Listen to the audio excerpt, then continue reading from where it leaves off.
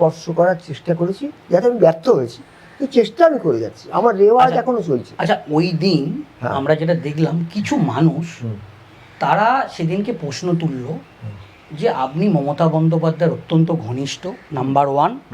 Number two, এটা তারা বলছে, চেঁচিয়ে বলছে যে আপনাকে মমতা ব্যানার্জির পাশে পাশে বা মমতা ব্যানার্জির মঞ্চে একাধিকবার দেখা গিয়েছে, এটাও বলছে। এবং লাস্ট যেটা বলছে যে এই 15 বছরের সরকারের আমলে সরকারের বিরুদ্ধে আপনারা সেইভাবে প্রতিবাদে গর্জে ওঠেন। কথা না, আপনি আমার কথা বলুন। হ্যাঁ, আমার বইগুলোকে ওই যে বললাম, আমি কবিতার বই লিখেছি, 4টে বইয়ের নাম তো এখনই করছি আপনাকে। দগ্ধ, নিজের বিরুদ্ধে, গরাদ গরাদ, সবাং সবাং। আপনারা পড়েছেন?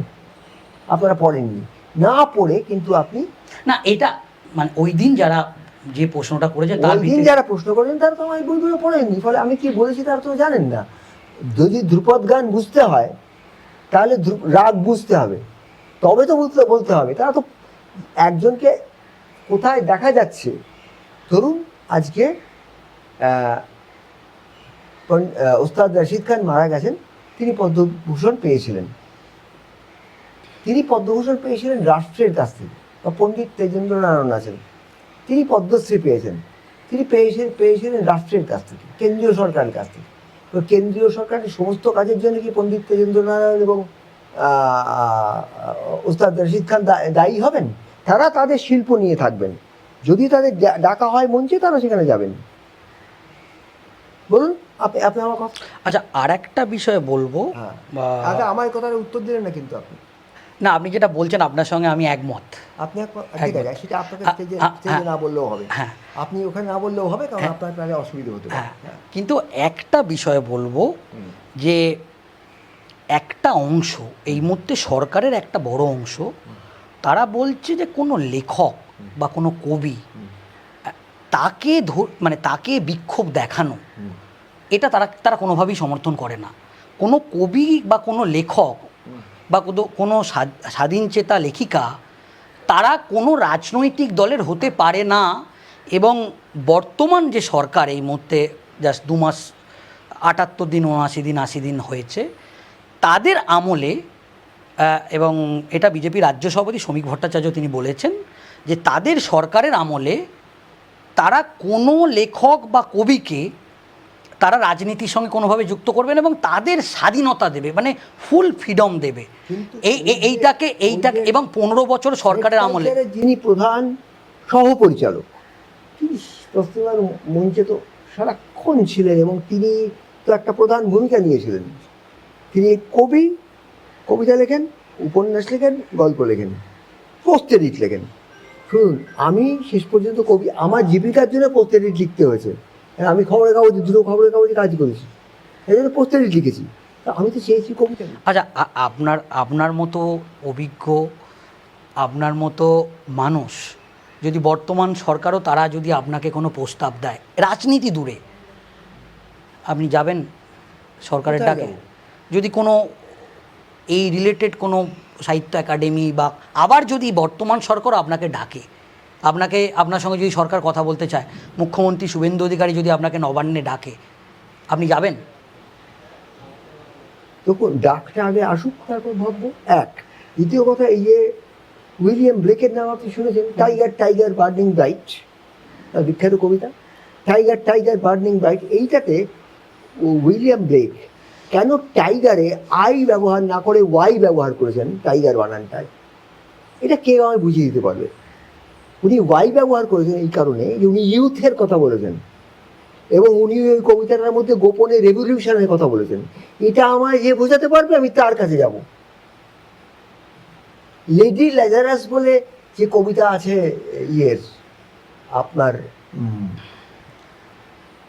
সিলভিয়া প্লাথের, লেডি ল্যাজারাস তো হয় না, ল্যাজারাস ছিলেন যিশুর অনুগামী, তিনি অবিবাহিত ছিলেন। তাকে কবর দেওয়ার পর যিশুর মনে হয় যে তিনি যে তার বন্ধুকে কত ভালোবাসতেন তিনি বোঝাতে পারেননি, এই জন্য তিনি তাকে কবর থেকে পুনরুত্থিত করেন, রেজারেক্ট করেন, এবং ল্যাজারাস অভিভূত হয়ে যান। এইবার তার কত বছর পরে সিলভিয়া প্লাথ লেখেন লেডি ল্যাজারাস, কারণ তিনি 3বার আত্মহত্যার চেষ্টা করেছেন, 2বার চেষ্টা করেছেন, 3য়বার সফল হয়েছেন। এই লেডি ল্যাজারাস কবিতা যদি কেউ আমায় বুঝিয়ে দিতে পারেন, যে বুঝিয়ে দিতে পারবেন তার কাছে যাবো। সে যদি বয়সে আমার সন্তানের বয়সী হয় তার কাছে যাব। এখন আমার জীবনটা এই দিকে রয়েছে। আচ্ছা। আচ্ছা, আপনি আরেকটা কথা বলুন, শ্যামকল্যাণ রাগের আরোহণে যে তীব্র মধ্যম স্বরটা ব্যবহার হয়, আর সেটা সন্ধ্যাবেলা স্বর রাগ, আর দ্বিপ্রহর রাগ সুৎসারণ, তার আরোহণেও একটা তীব্র মধ্যম ব্যবহার করা হয়। এই দুটো তীব্র মধ্যমের মধ্যে মিল কোথায় আর তফাৎ কোথায় যদি কেউ আমায় বুঝিয়ে দেন, আমি তার কাছে যাব। আমি এই জন্যে বেঁচে আছি। এখন কে আমাকে কোথায় ডাকছেন, তার উদ্দেশ্য, কারণটা কি, আমি এই জিনিসগুলো জানতে চাই জীবনে। আমি এদিনে একবেলা ভাত খাই, একবেলা ইনশিওর খাই, আর মুসুর ডাল, ডিম সেদ্ধ, আর একবেলা ভাত, এই হচ্ছে আমার, আর চা। এই আমার চাওয়া জীবনে, তো কোনো চাওয়া নেই। আচ্ছা। যারা আমাকে এই জ্ঞান, এই জিনিসগুলো জানাতে পারে তাদের কাছে আমি যাবো। এই যেটা বললাম, ব্লেকের কবিতায় কেন টাইগার বানানটা ওয়াই দিয়ে লেখা আছে, এটা যে আমার বোঝাতে পারবে, আমি তার কাছে যাবো। আচ্ছা, এবং এবার- তারা যদি আমার সন্তানের বয়সী হয় তাদের কাছে যাবো। আচ্ছা, এবার আপনাকে একটা আপনি এই দেখুন, প্রশ্নের আমি কিন্তু শিল্প নিয়ে কথা বলছি, এক- আমি কিন্তু, আপনি রাজনীতি নিয়ে আছেন, আমি শিল্প নিয়ে কথা বলছি। একেবারে আমি আরেকটা প্রশ্ন করব আপনাকে, একদম আমার একজন শিল্প চর্চায়, হ্যাঁ। আমার কোনো শিল্প চর্চায়, হ্যাঁ। যেমন আমি ইয়েতে রামপুরহাটে বগটুইতে যখন আগুন লেগে অতগুলো 8জন নারী মারা গেলেন এবং একজন পুরুষ, তখন আমি ছোট বই লিখেছিলাম দগ্ধ।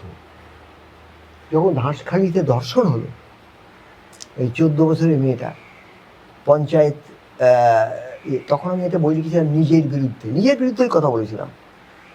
আমাদের কেউ বাধা দেয়নি, কেউ বাধা দেয়নি। আমি থ্রেড কালচারের শিকার হইনি, কিন্তু তরুণীরা থ্রেড কালচারের শিকার হচ্ছিল, কারণ আমার এত বয়স হয়ে গেছে। আচ্ছা, আর অল্প বয়সীরা ভয় পায়, তাদের ভয় দেখানো হচ্ছিল। সেই যারা ভয় দেখায় তারা আজকে মঞ্চে দাঁড়িয়ে আছে এবং বলছে আমাদের আটকানো হয়েছিল। কখনোই তাদের আটকানো হয়নি, কিন্তু তারা বলছে আমাদের আটকানো হয়েছিল। এবং সেইটা সম্পর্কে বর্তমান সরকার সতর্ক থাকলে যথেষ্ট হবে। আচ্ছা, আর একটা প্রশ্ন আপনাকে সরাসরি করব, সেটা হচ্ছে মমতা বন্দ্যোপাধ্যায়ের সরকার যে 15 বছর চলেছে, এটা নতুন সরকার এ রাজ্যে এসছে, একদম আপনি একজন কবি হিসেবে এবং আপনার আমি নাগরিক হিসেবে, একজন নাগরিক হিসেবে, এই সরকার এখনো পর্যন্ত এই 78 দিন 80 দিন যেভাবে চলছে, বা আপনার ব্যক্তিগত মতামত আমরা জানি। আমার বক্তব্য হচ্ছে যে তসলিমা নাসরিনকে যে ফিরিয়ে আনা হয়েছে এবং তিনি এখানে এসেছেন আপন মনে এবং কথা বলতে পারছেন এবং নিজের বক্তব্য তুলে ধরতে পারছেন, এবং সেখানে বলা হয়েছে এই রাজ্যের যিনি প্রশাসনিক প্রধান, তিনি বলছেন আমি এবং আমার প্রশাসন